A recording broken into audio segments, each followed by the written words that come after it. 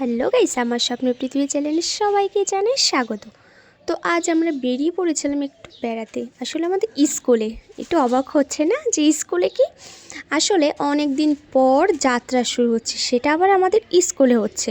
তো মা বাড়ির সবাই বলছিল যে একটু ঘুরে আসি। তো আমি বলছি ঠিক আছে, আমি তো কখনো দেখিনি যাত্রা, তো চলো।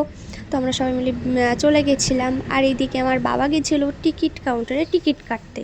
আসলে একটা টিকিটের দাম 50 টাকা করে, আর ভিআইপি যারা বসবে তাদের 100 টাকা। তো আমরা টিকিট নিয়ে নিয়েছিলাম এইদিকে। তো নেওয়া হয়ে গেলে একটু চারিপাশটা ঘুরে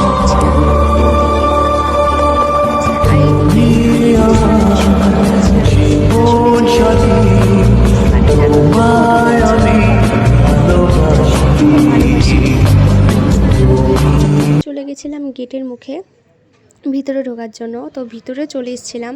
আসলে একটু কনফিউশন হচ্ছিলো যে কেমন লোক হবে কি না।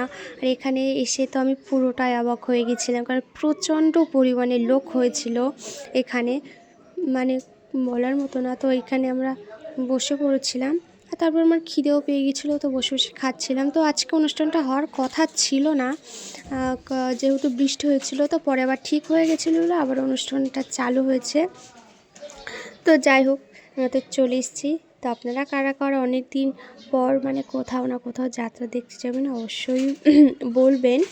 আর এদিকে দেখুন আমরা সব বসে পড়েছি। তো আজকে এটুকুই, আবার দেখা হচ্ছে পরে। বলে কি সবাই ভালো থাকবেন আর আমাকে পাশে রাখবেন। ওকে, বাই, টাটা।